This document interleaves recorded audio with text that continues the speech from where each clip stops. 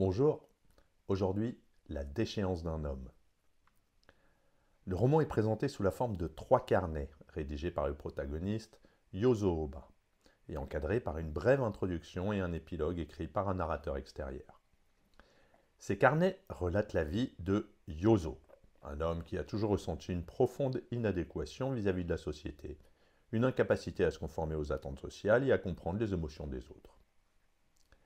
L'introduction nous présente des photographies de Yozo, qui, pour les autres, semble montrer un jeune homme séduisant et normal.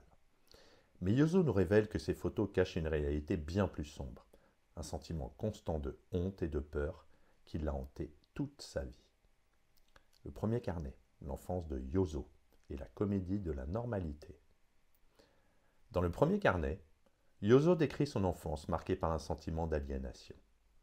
Il ne parvient pas à comprendre les comportements des autres et il est terrifié par l'idée de devoir se conformer à la société. Yozo adopte donc un masque, celui d'un clown. En faisant rire ses camarades de classe et sa famille, il tente de masquer son incapacité à ressentir les émotions humaines de manière normale. Yozo est issu d'une famille aisée, mais il ne ressent aucun lien avec ses parents. Son père est un homme puissant et influent, tandis que sa mère est une figure distante, absente émotionnellement. Yozo grandit en se sentant comme un étranger, même dans son propre foyer. Dès l'enfance, il perçoit les relations humaines comme des énigmes insolubles. Il parle de son recours au mensonge et à la comédie comme mécanisme de défense. Il ne comprend pas pourquoi les autres semblent s'accorder sur des normes sociales implicites, et cette incompréhension le pousse à vivre dans une fausse gaieté. Cependant, derrière cette façade, Yozo est consumé par une angoisse existentielle et un profond désespoir. Le deuxième carnet, la jeunesse et la chute dans la débauche. Dans le deuxième carnet, Yozo est maintenant un jeune adulte à Tokyo. Il est envoyé dans la capitale pour poursuivre des études d'art, mais il s'en détourne rapidement. Là, il fait la rencontre de plusieurs personnes qui l'entraînent dans une vie de débauche. Il commence à boire, à fréquenter les prostituées et à sombrer dans la dépression. Yozo rencontre un homme nommé Oriki, un personnage qui incarne l'hédonisme et l'insouciance. Oriki entraîne Yozo dans une spirale de consommation d'alcool et de drogue. Bien que Yozo soit déjà moralement fragile, sa relation avec Oriki l'entraîne encore plus profondément dans la décadence. Il voit en Oriki un miroir déformé de ses propres tendances à l'autodestruction, mais il se sent impuissant à s'en éloigner. Pendant cette période, Yozo entame une relation avec une femme nommée Tsuneko, une serveuse d'un bar, avec qui il décide de se suicider. Ils se jettent ensemble dans la mer, mais Yozo survit, tandis que Tsuneko meurt. Cet événement le hante et accentue son sentiment de culpabilité et de honte. Au lieu de trouver une issue à ses souffrances, Yozo se retrouve piégé dans un cycle encore plus profond de culpabilité et de dépression. Cet épisode marque un tournant décisif dans la vie de Yozo. Son incapacité à mourir, combinée à la perte de Tsuneko, aggrave son sentiment de déchéance. À partir de ce moment, il sombre encore plus dans l'alcool et la destruction de soi, incapable de se libérer de sa propre honte. Dans le troisième carnet, l'aliénation totale et l'abandon de soi. Le troisième carnet explore les conséquences de la tentative de suicide de Yozo et son déclin progressif. Après la mort de Tsuneko, Yozo est renvoyé chez son père, mais leur relation se détériore rapidement. Son père, désespéré de voir son fils devenu un déchet humain, rompt tout lien avec lui. Yozo perd également ses amis et toute forme de stabilité dans sa vie. Au fur et à mesure que sa vie s'effondre, Yozo est interné dans un hôpital psychiatrique où il subit des traitements brutaux. Cet internement symbolise son aliénation totale du monde et son sentiment d'inutilité. Yozo se décrit d'ailleurs lui-même comme un homme déchu, incapable de fonctionner dans une société à laquelle il ne peut pas s'adapter. Les quelques tentatives de rédemption, notamment son mariage avec Yoshiko, une femme innocente et aimante, sont vouées à l'échec.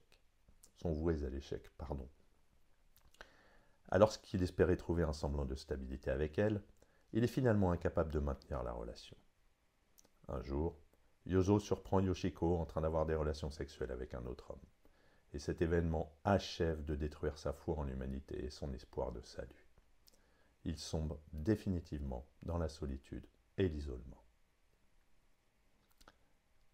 L'épilogue est rédigé par un narrateur extérieur qui trouve les carnets de Yozo et il les lit.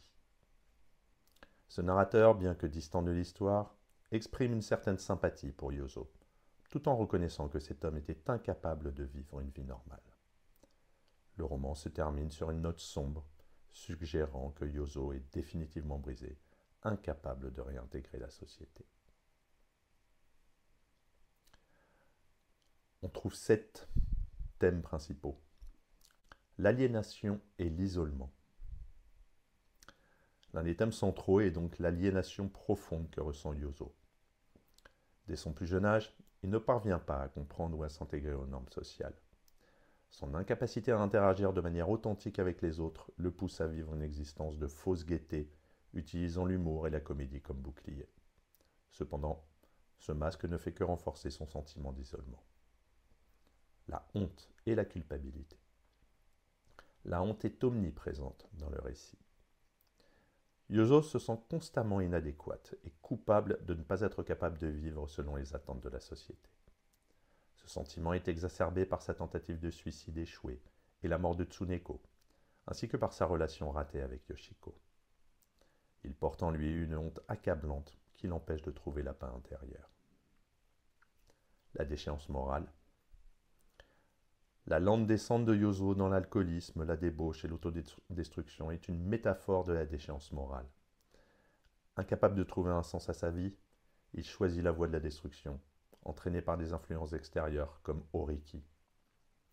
Yozo représente une génération perdue, incapable de trouver une place dans un monde en mutation. L'incapacité à aimer. Bien que Yozo semble aspirer à l'amour et à la connexion humaine, il est incapable d'aimer véritablement. Ses relations, notamment avec Tsuneko et Yoshiko, sont marquées par l'échec et la trahison. Sa tentative de rédemption à travers son mariage avec Yoshiko est vouée à l'échec, car il est incapable de faire confiance ou d'ouvrir son cœur. La critique sociale. À travers le personnage de Yozo, Dazai critique la société japonaise de l'après-guerre, où les normes rigides et les attentes sociales peuvent étouffer les individus qui ne s'y conforment pas. Yozo est un produit d'une société qui valorise la conformité, et son incapacité à s'y adapter reflète une critique plus large de l'aliénation que ces normes peuvent engendrer. L'autobiographie et la fiction. Il est important de noter que La déchéance d'un homme est souvent interprétée comme une œuvre semi-autobiographique. Osamu Dazai lui-même a lutté contre la dépression, l'alcoolisme et a tenté plusieurs fois de se suicider. Le personnage de Yozo peut donc être vu comme un alter ego de l'auteur, à travers lequel Dazai exprime ses propres tourments intérieurs. Et enfin, l'impact culturel et littéraire de La déchéance d'un homme. C'est devenu une œuvre culte au Japon, où il est souvent étudié comme un chef-d'œuvre de la littérature moderne. Il continue d'avoir un impact considérable sur les lecteurs, tant au Japon qu'à l'étranger, en raison de son exploration des thèmes universels de la solitude, du désespoir et de la quête de sens. L'aliénation ressentie par Yozo résonne particulièrement auprès des lecteurs qui ont eux-mêmes ressenti une forme d'isolement ou de dépression.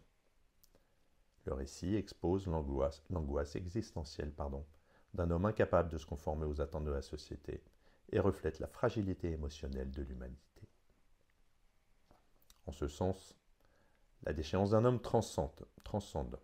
En ce sens, la déchéance d'un homme transcende le simple cadre autobiographique pour devenir une méditation universelle sur les luttes humaines. L'écriture de Dazai, à la fois minimaliste et poétique, capture parfaitement la profondeur de cette lutte, rendant le roman à la fois touchant et tragique. Il y a d'autres thèmes, mais c'est très long, et on est sur un résumé court. C'est donc devenu un roman dévastateur et brillant, qui plonge le lecteur dans l'esprit tourmenté de Yozo Oba. À travers sa descente inexorable vers la destruction, Osamu Dazai, l'auteur, explore des thèmes tels que la honte, l'aliénation, la dépression et la quête de sens. Le style d'écriture introspectif et brutalement honnête fait de ce roman une œuvre captivante et profondément émotive. Yozo est un personnage emblématique des individus incapables de trouver leur place dans une société rigide et normative. À travers son parcours, Dazai nous invite à réfléchir à la manière dont la société traite ceux qui ne peuvent ou ne veulent pas se conformer et à la fragilité de l'être humain face à ses propres failles émotionnelles. Le roman continue d'avoir une grande résonance en raison de ses thèmes intemporels et de la manière dont il aborde des questions difficiles comme la maladie mentale et l'aliénation sociale. La déchéance d'un homme reste ainsi un monument de la littérature japonaise, capable de toucher profondément les lecteurs, même plusieurs décennies après sa publication. À bientôt.